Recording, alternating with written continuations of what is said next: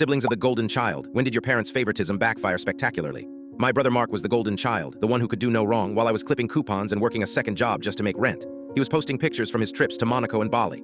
He's just better with money, my mom would say, looking at me with a hint of pity. My parents weren't rich, but they were comfortable. They had a medical trust set up for their old age, a safety net they were proud of.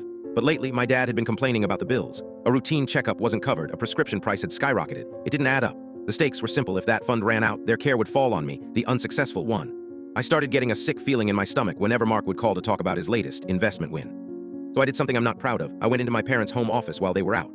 I knew the password to their online banking portal. It was our childhood dog's name. I logged into the trust account. The withdrawal history was a punch to the gut.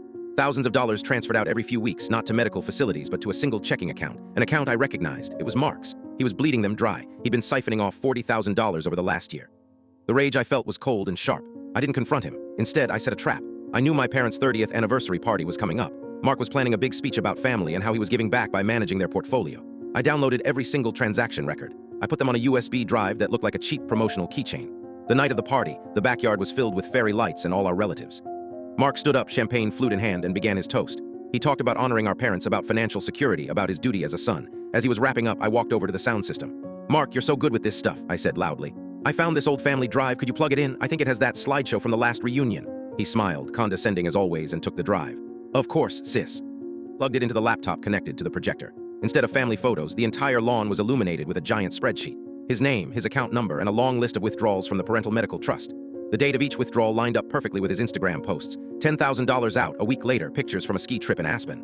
$5,000 out the next day, a new designer watch on his wrist. The music stopped. You could hear a pin drop.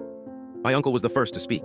"Mark, what is this?" My brother's face was chalk white. He started stammering. "It's a mistake, a misunderstanding." But there was no misunderstanding. The bank statements projected 10 feet high for everyone to see. My mom just stared at the screen, her hand over her mouth, and let out a sob. My dad walked up to Mark, took the champagne flute from his trembling hand, and quietly said, "Get out of my house." That was 2 years ago. The last I heard, my aunt said he was working some dead-end sales job 2 states away.